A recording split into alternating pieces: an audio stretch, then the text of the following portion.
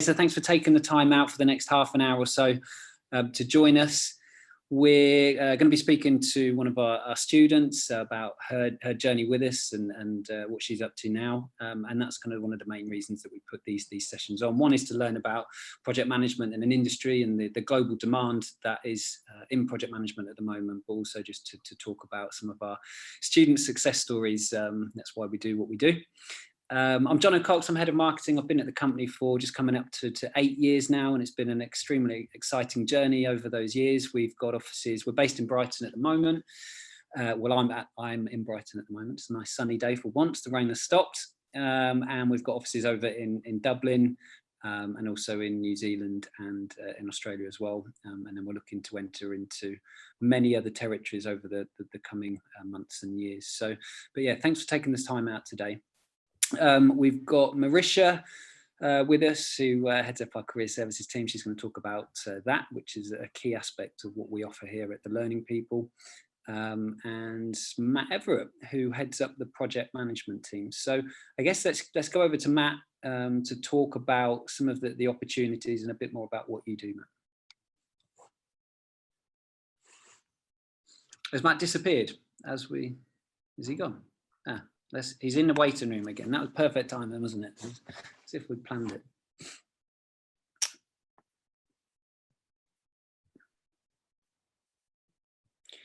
Whilst Matt is coming in, there he is.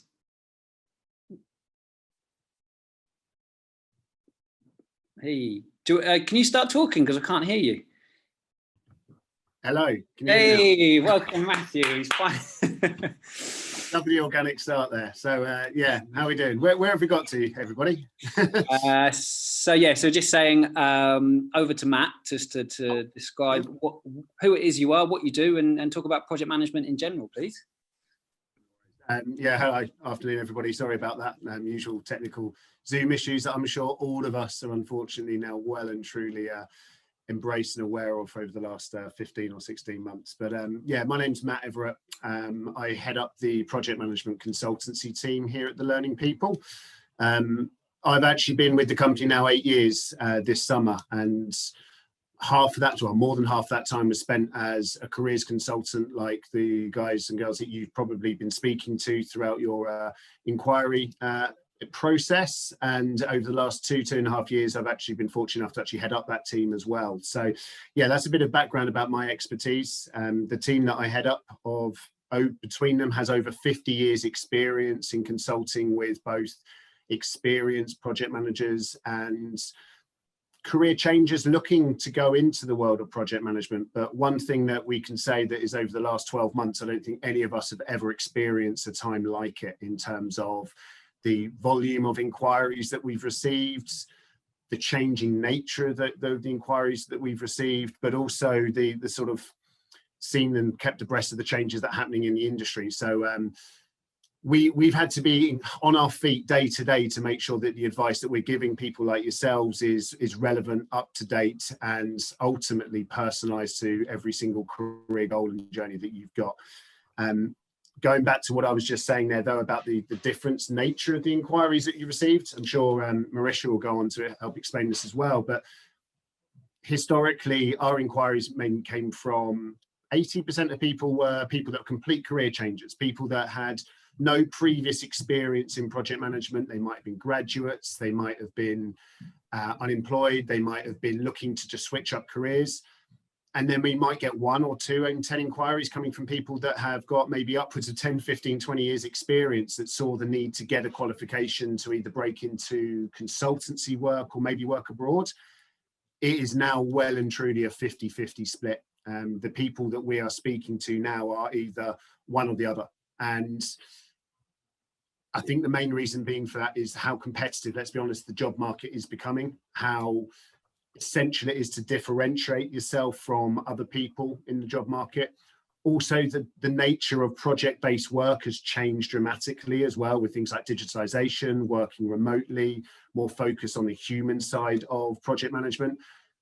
And also, as I was speaking to many seasoned project managers, the terms of risk keep coming into the factor as well. You know, some more companies are held accountable by their recruitment phases. That it's gone are the days really where people get project based work, be it a junior or senior level based purely on reputation and hearsay and, oh yeah, this guy I know, he's done a great job for me in the past, let's give him this multi-million-dollar contract. So the need to become certified has really meant that my team have had to keep abreast of what qualifications you really genuinely need, rather than just what your friends have recommended that you need to get as well.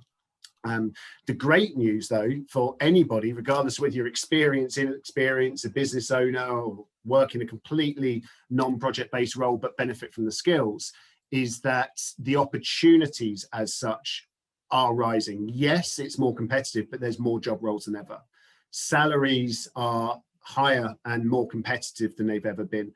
But also the variety in the industries that you can work in has never been broader. And I think that's something that my team are loving having these conversations. They'll have people that come from retail backgrounds that all of a sudden are going to work in renewable energies, people that have been in oil and gas all their life working now in more traditional manufacturing or production roles.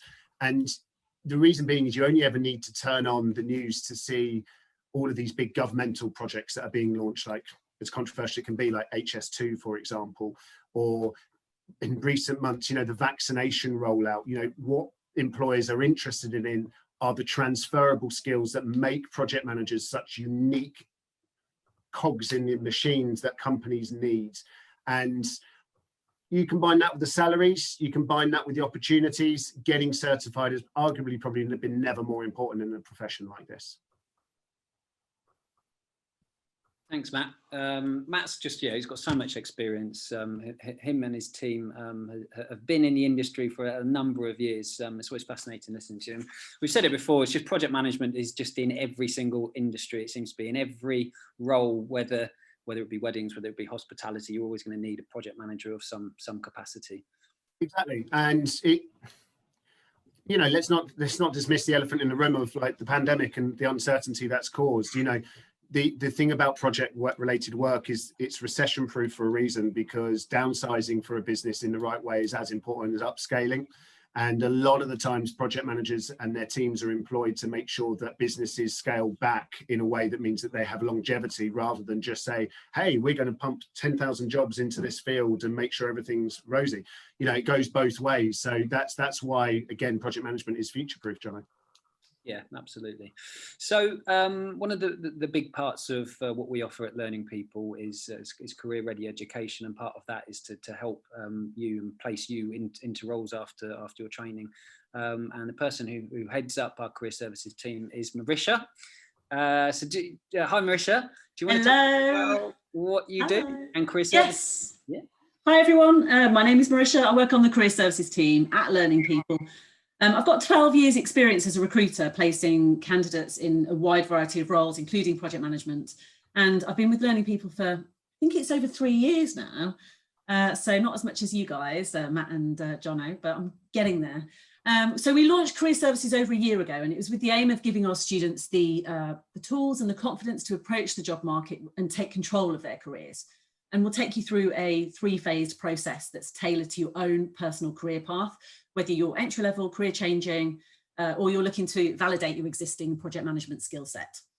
So, you know, something that all current and future project managers need to consider is that the landscape and skills required are changing. And as the job seeker, we really encourage you to be selective of the companies that you approach and research, and you need to prepare thoroughly for each section of the process more than ever. And you need to be asking yourself, is this a stable industry to work in? Do I see a future in this company, in their projects? And the beauty of project management, as Matt has said, is that it does exist in so many different sectors now. So at Career Services, we're on hand to help you analyse these opportunities and provide you with the industry-specific impartial advice and support. And you know, one of the big factors that you need to really consider is your skill set. You know, what do you have to offer? Have you got the transferable skills and the agile certifications, for example, to work in a business where actually it's one of the main ways of delivering projects right now? And it's all about being ready and having those credentials to show that you've been keeping an eye on what is happening out there.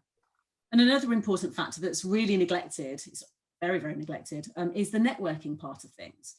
More and more businesses at the moment are turning to their network right now to save on advertising and hiring costs. You know, who do they know that can do the job? That's a big one that they're always asking. And for you, it's all about building and nurturing your network throughout this time. So because you know that you're going to need that network to start working for you in a really tangible way. And because that's where that hidden job market is that we will hear about. It's through people that you network with. And we show you how to tackle all of this in phase 2 of career services. So, there's no one size that fits all. We give you a real one-to-one tailored guidance on your CV and your LinkedIn in phase 1. Networking, as I mentioned, is in phase 2. And in phase 3, it's all about applying for jobs using multiple methods, not just job boards, how to spot a good recruiter, interviews, and we support you all the way through to landing your job. We also run monthly workshops. They're sort of interactive workshops with our students, and we cover all of the key job search topics, and it's become a really valuable and really fun session to work with for all of our students as well. So this is the level of support that we'll give you, and this is the level of support that if you need it, basically. And we know what is needed to make your profile stand out from the competition, and we'll work alongside you as you study to achieve this. That's it. Over to you. I think on that, sorry, Joanna, I think on that as well, Marisha, is one of the things that if we took, again, going back to what I was saying about the 50-50 split, a lot of people on this webinar today might not have been in the job market for a long, long time. Yep. A lot of people have gone from contract to contract, employer to employer, based on reputation and based on experience. And why that remains key, the need to really sort of remember that the job market has changed and everyone needs to adapt, be agile. That's where I think your advice comes in so important, because there can be a tendency to think, I've got 20 years experience, it won't be me that will struggle. Yeah, but if you're trying to make an apple pie using carrots, you're not going to make a very nice meal. And it's the same sort of thing. I know it's a weird analogy, but it's what you need to look at. If you're doing the same things you were to get your work 5-10 years ago, it probably isn't going to work. And what you guys do is open up the new doors that the experience will still be king when they walk through. Absolutely.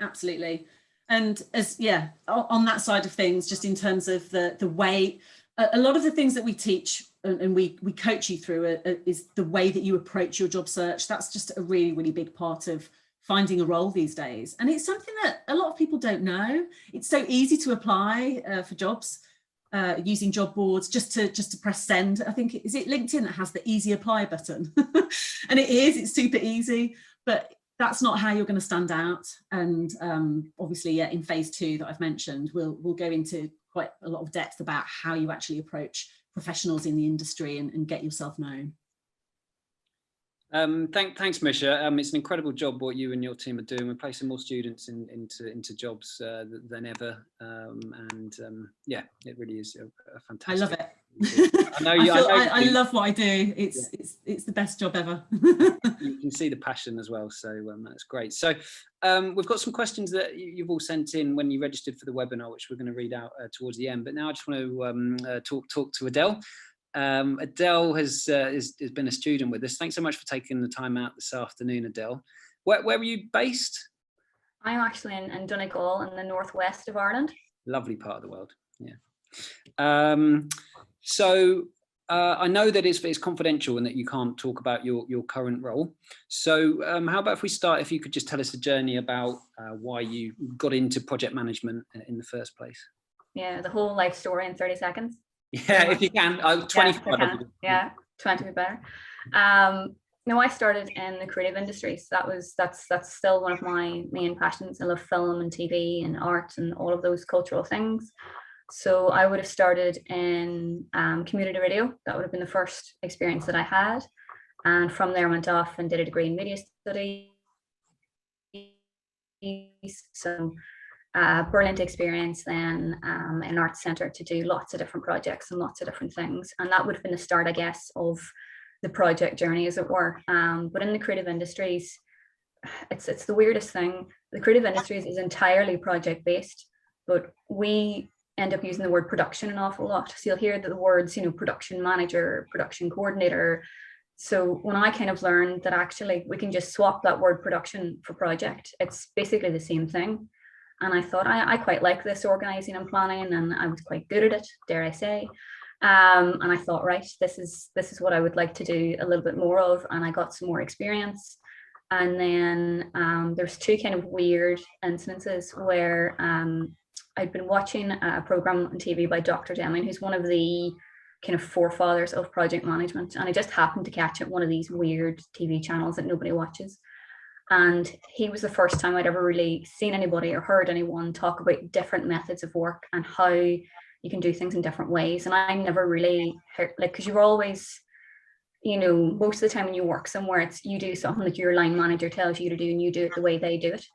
So it's always been that kind of way of thinking. And what I like about project management is that you can kind of decide for yourself what way is the best way for the project. And he was the first person I'd ever really heard kind of talking about that. So I'd seen those shows, and then also a friend of mine, who's this American guy, larger than life character, and he says, you know, Adele, you really love doing things and you're really passionate about it, and why don't you become a project manager? And I hadn't really heard this term before. It's much more popular in America than it would be here. And so all three of those things kind of came together, and that kind of then, I suppose, got me on the path of, right, it's time to become a project manager. Wow, I started in community radio as well, so yeah. If anyone else, if you didn't start in community radio, then there's no point being on the webinar. You know? No, you're not popular enough. That's it. So project management at that point, when did you decide to take your certifications and really pursue a career in it? It's probably after I've had some of the worst projects you can ever imagine, working with some really horrible people. I won't depress you all because we're having a lovely day, but some really awful stuff. And after kind of the first one of a few of them, I thought, you know, I cannot do any more projects like this. I need to get to a level now where I'm going to have more staff and more people and more resources to do different things and to get on the ladder and basically do things a bit bigger and a bit better. And it was just sort of after that time I thought, right, maybe now would be the time to get into it and get into it properly. And I'm so keen to learn, and I love learning. You know, like I'm one of these sad people. I do read project management books at home with my time off. You know, so I thought, I love learning. This is the time to try and do it. And I sort of looked into it at the start and thought, you know, which qualification do I want to do? What's beneficial for what I would like to do for the future? So I had all those kind of decisions in front of me to try and navigate. So I guess that's why we're here today, to sort of discuss that maybe in a bit more detail. Yeah, so you studied the PMP course. Yes. And so why did you choose the PMP course over anything else? Because it's the hardest. That was the main starting point. I thought, this is the time. If you're ever going to attempt to do something education-wise, I think you should always try to get to the highest level and the hardest level at the start. I know there are some people that believe you should do like a 1-day course and a 2-day course and build up on all this stuff. And I have done those things before, but the PMP, it is still the global standard for project managers. It is recognized worldwide. It's a non-profit organization, which I quite like as well. And the amount of research and the amount of like academic work that they do behind the scenes is also really, really important. And the fact that they have training providers, which Learning People is one of them. So they have all this kind of industry knowledge and background. So to me, that was very important, that you would be part of this larger network. And because it was the hardest, and because it was the one, like I talked to people that have done a project management master's that said to me they wouldn't go near the PMP because it's too difficult. So I thought, right, that's the one I want. And so what's the most challenging part of the PMP course? Because it's split. Well, Matt can help us out in terms of what's included. You've got the PMP, you've got the Prince 2. What's been the hardest part of that? It's not only the amount of information, but the way that you have to kind of think about it. You've got to be able to think in lots of different directions. There are certain, like I've done 1 or 2 day courses where it's, you know, you see the very strict, as if entirely logical, and every issue that you've got to think in lots of different directions, horizontally, vertically, but also every other way you can think of.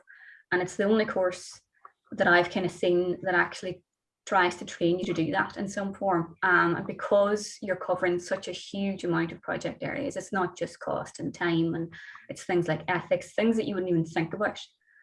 That's all covered within the PMP course. Okay, and so I mean, yeah, it sounds fascinating. And would you say it's benefited you as a project manager to deliver better projects on time and in a better capacity from learning the training and getting certified as opposed to not? Yes, definitely. There's always something to learn. There's always something new. There's, you know, the PMP update their course quite regularly, and I know learning people do update their course quite regularly as well. And, you know, as a project manager, you don't want to be working on old data or old information. So it's very important that you are learning the latest thing, the latest techniques, that you have all of those options available to you, so that when you're doing a project that you actually know yourself, well, I've got all the best kind of tools in front of me.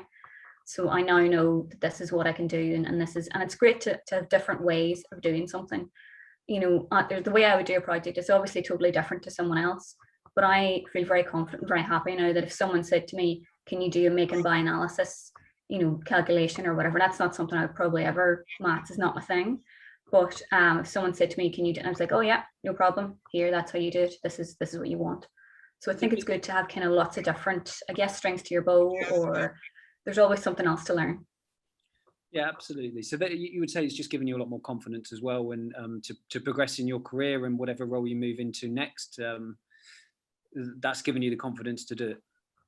Yeah, it's important. That certification is important. Like, it's not just a confidence thing. It's also when you're going to the employer, or if you're going to go freelance to a client, you know, you're saying to them, I've spent, you know, an amount of time learning my craft and doing what I do. It's not just that I've went and kind of done a whole pile of projects and now I think I'm great. There's actually a recognized industry global body that has looked at my body of work. When you apply to do the PMP course, you have to actually fill in, it is like your whole life story and like 15 pages. So they actually look at your work and verify it as well. So it's very important to them that you are at a certain standard and at a certain level as well. So it's that kind of recognition, that, I guess, that high standard that you don't get just by doing projects. That actually comes from certification. So I think that on that as well, like the confidence side of thing, I think is also something that often gets overlooked. You know, for those of you that aren't of the level of the PMP, the PMI do an equally exceptional course called the CAPM, which is designed to teach you exactly the same methodologies, the same best industry practice. And any career changer or anybody that's in the first few years of doing projects should absolutely embrace doing the CAPM, because it teaches you, like I say, a recognized standard. And when you're approaching an employer, or even take that to the next step, Sunday night when you're applying for jobs, or you're sat in an interview room looking at the competition, if you know that you've had that education, it makes it so less of a phasing process that could like doubt your confidence. It just equips you to know that you've been taught by the best to the best standard. And the long-term impacts of how that's recognized in the industry are massive. You know, on average, if you are a PMP, you earn 20% more compared to your counterparts that don't own that certificate. And over 80% of people that get the PMP see a pay rise within 12 months of receiving the certification. That's the level that the industry respects you for having gone through that education, as well as the confidence it gives you to excel in that profession and those interview scenarios as well. So Adele, you're obviously at a peak in terms of your career with certifications. So what's next in terms of career goals, and what area are you going to move into? It sounds so weird you saying that. Like we've kind of made it, you know. Do you feel made it? Is that? Yeah, like as if we're going to go downhill now. I'm kind of waiting for the. You know, my next, I suppose the next step or the next career goal basically is to be within probably a larger organization, maybe working on a slightly larger projects. I think that's the dream for most project managers. You kind of build up your experience, you get your certification, and then the next thing is really to get into something with more resources, more people, something maybe more well known. So that's kind of my next, which I'm working with career services with a lovely lady called Robin, who's fantastic. And that's what we're actually looking at now, is trying to figure out how do we plan the next step, where do we go, what do we do? And it's great.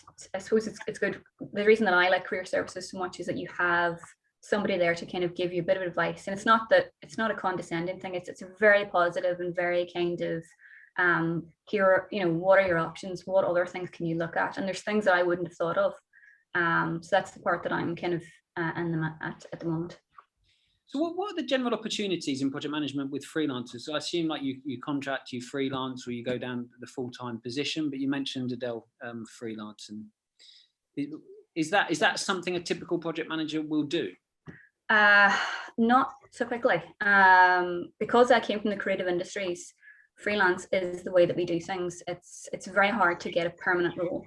You will get maybe 3 months experience here, maybe 2 weeks there, maybe a day here and a day there. That's kind of that seems to be how it operates. The longest contract I think I've had anywhere is for a year, where I've actually went in and known a start date and a finish date. And I had this thing called annual leave, which was hilarious, which I'd never had before. So that was kind of, I don't know if it's something I would kind of, if you're starting out in project management, you know, I would certainly get your certifications, do the CAPM. I would do all of those things and have all of that kind of your knowledge ready, and then maybe get some experience, do some voluntary stuff if you need to, just to kind of get your foot in the door. But I think it's just because I came from the creative industry, so that's what we did. Like I think if you're an engineer, you've probably worked as an engineer for years and then become a project manager after that.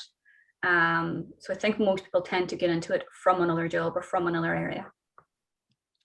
Great. So let's just ask some questions that everybody sent in. So we've got the first one here. That's for Marisha, sent in from Rory. Hi, Rory. He says, what transferable skills are required to take this career path into project management? Oh, wow. There's so many transferable skills. It's something that we work on a lot with our students as well. It's like how to draw out the skills from your previous roles that are relevant to project management. So obviously it depends on the level that you're applying for as to which skills are going to be more important. But obviously leadership is a big one. You know, seeing a project through to completion. You're not just doing that, but you're leading a team to achieve a goal. But again, you don't need to be a manager of a team to show leadership skills in your previous experience. It's all about inspiring and motivating people too. Communication links in with that, and communication is a really big one that I think in most interviews, when we're prepping people for interviews, communication is a really key one.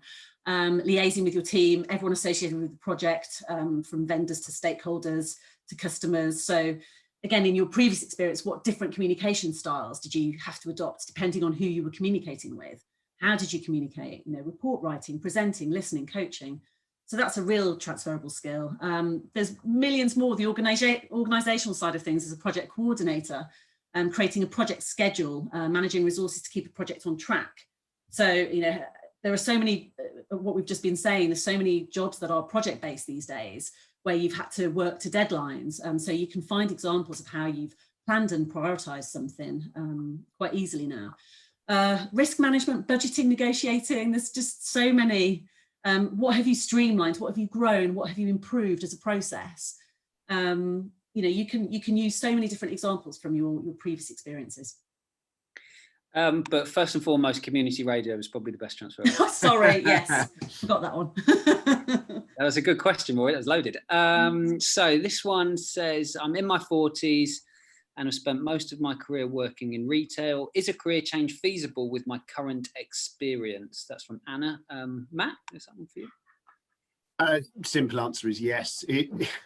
I alluded to it earlier when I was doing sort of introduction to what we do, but we're probably getting more people exploring career changing more than ever, but also more importantly, we're getting people that are working in industries that have been, should we say, forced to adapt and change because of the pandemic.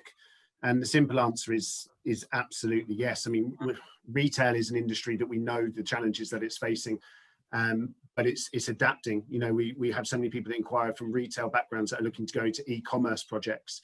We also have a huge amount of people that are looking to go from retail into completely different sectors and industries. And it kind of bookends onto what Marisha was saying there about transferable skills.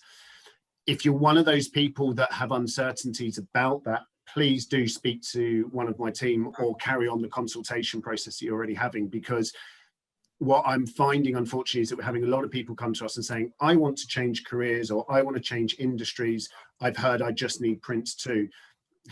Shock horror, Prince 2 is one of many qualifications. And in our experience, it's more important to get the qualification that's tailored to where you want to go rather than where you've been.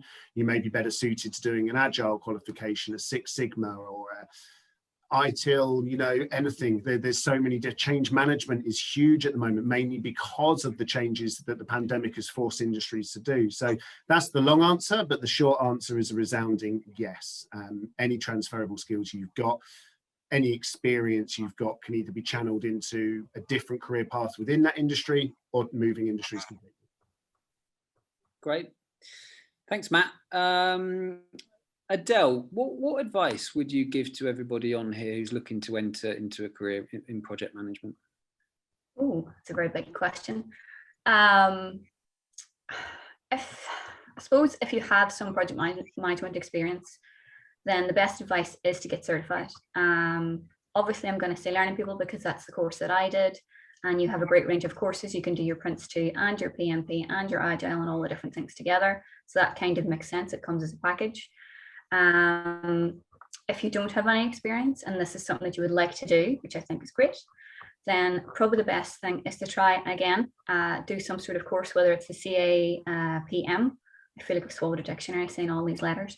Whether it's that course or whether it's, you know, an IT course or something like that, do something to kind of get started in learning about the industry and figuring out what it is that you like as being part of a project manager. And I'd also recommend as well, if you can, to try and get some experience. Now that can be voluntary. It doesn't necessarily have to be paid experience. I think that's a great way to figure out if this is the career that you want and the different industries. So if you can kind of either get some experience on an existing project or even create something, you know, of your own, maybe do some fundraising or, you know, get involved in a local charity or whatever it is, you can actually create a project of your own, which is fantastic stuff to write on your CV and go, here, this is the project I created, this is what we did, here's the budget, here's the scope, here's all the different things. So you can actually show an employer, if that's the route that you're going, that these are some of the things I've done along with my education as well. Great, thanks Adele. Marisha, this is one of my favourite questions. This is from Zadia. What industries have our students been hired in for project management roles? Oh, well, we've had a total range. We've had a project coordinator. It was for a telecoms company. A project manager within IT services. A guy that was ex-army who was in charge of a project, like a rail project, part of a £300 million rail project. He was in charge of like a section of it. Retail and like healthcare. Healthcare is a really big one as well. So we've had a few recently, like as project support officers going in to healthcare. So yeah, I mean, as we've said before, there's so many different sectors that you can get roles in now, but they're the ones that have been our most recent. It's such a range, isn't it? It's almost every industry, as we keep saying. I think one of my favourites. The biscuit one. Biscuit one, yeah. I still think one of my favourites is the guy that went from a role in the Royal Mail to being one of the project managers on construction of Wembley Stadium. You know, that just sums it up. You know how transferable you can get. You know, that when he came to us saying, "Look, I want to get my PMP because I've done all this in the UK. I want to go abroad." Fantastic. You know, that's what you're talking about. Just couldn't get to more separate sort of industries, really. Yeah. So with that, Matt, if someone wants to get in touch with us, what will happen first and foremost? First and foremost, it's a case of, well, if you're not already, leave your details on our website. What happens then is one of our team will be in touch to offer a consultation. I still think that is the most important part of the journey, other than saying, yes, let's do it. You know, the advice you get will be tailored to your needs. It doesn't matter whether you're an individual with no experience, an individual with 20 years experience. It doesn't matter if you're a business, when you're looking at enrolling multiple people onto courses, the advice you get will be tailored to yourself. The ongoing materials that we'll send out to you, again, will be based on those recommendations. We will work with you to find out what is the most affordable way for you to get up and running. We'll work with you to find an appropriate finance option that can help facilitate you getting up and running. Once you've then had that consultation and you're keen to get up and running, we will get you booked in for what's called an orientation with one of our award-winning student care team. They'll give you a full guide through the portal, talk you through the mock exams, how to find all your online support tools, everything you need to accelerate your learning course. And then you're good to go. And then it's a case of you'll receive regular check-ins from Marisha and her team, from the student care team. We also have a customer care support team as well. We have a team of account managers that will support, again, not just individuals along the way, but businesses enrolling multiple amounts of people at any given time. So yeah, you receive a fully tailored consultation, a fully tailored package, and then a fully tailored experience from start to finish, really. Great, thanks, Matt. So I've just got the details on the screen now. So yeah, send Matt an email or call us directly, and yeah, we'd love to help you kind of demystify the industry further as best as we can, and talk about your career goals and set you on the right pathway. Has anyone got any more, Matt or Marisha, any more questions for Adele? I've got one here that's come through from Shelton. He says, what's the main benefit to doing the PMP and Prince 2 through learning people directly, as numerous platforms offer the same alternative courses? I think we pretty much answered that throughout the consultation, with, you know, the depth of resources you can experience, not just from Marisha and her team and student care, the account managers on hand for individuals and businesses, but also your learning platform that you do with us is genuinely second to none. And what Adele was touching on earlier about the more human elements of being a project manager, the day-to-day skills, you know, like leadership and sort of dealing with people, etc., etc. There is so much additional resources available in your learning platform separate to your course that just offer thousands upon thousands of hours of worth of further tutorials, mini courses, guidance, ebooks, podcasts, the whole lot. And it may sound so sort of miniature compared to your actual course, and arguably it is in the long run, but you're not just receiving a platform and a course, you're receiving a full educational immersive experience. So that will give you that extra confidence every step of the way. On top of that, you know, we are fully endorsed by the Learning Performance Institute. We're a fully ATP partner of the PMI, you know, that you only get those things through giving your students an excellent experience from start to finish, not just a log on and a good luck. So yeah, with us, you'll get everything that you need. Perfect. Just finally, Adele, you discussed earlier about you immerse yourself in books. What's the #1 book that people should be reading, project management book? Oh, as sad as it sounds, I do think Dr. Deming is probably one of the best. I think because I suppose he got me into project management in a weird kind of way. I know it started from a TV show, but I did read his books eventually. So I think he's quite good to kind of, because he was sort of, the amount of work that he's done, I think because he thinks differently than I do, he's very mathematical and very logical in the way that he thinks. So I quite like that it's something different. There are loads of other different writers which you'll learn about on these courses that you do, but I think he's probably one of the best. I think he's considered one of the forefathers of project management, and he's a great sense of humor as well. It's quite important that we remember that we're not all just, you know, walking databases. That he does actually talk about different examples and things that he's done in the past as well in his books, things that, you know, where common sense isn't all that common. So he does talk about that as well. So I think that would be a great starting point for someone. All right. Adele, thank you so much for sharing your journey with us, and best of luck for the future. Just, yes, please stay in touch. Marisha, thank you. Matt, thank you. And thank you to Jenny for organising these webinars. And obviously a big thank you to everybody for joining us this afternoon. Have a wonderful rest of your day, and we look forward to speaking with you soon.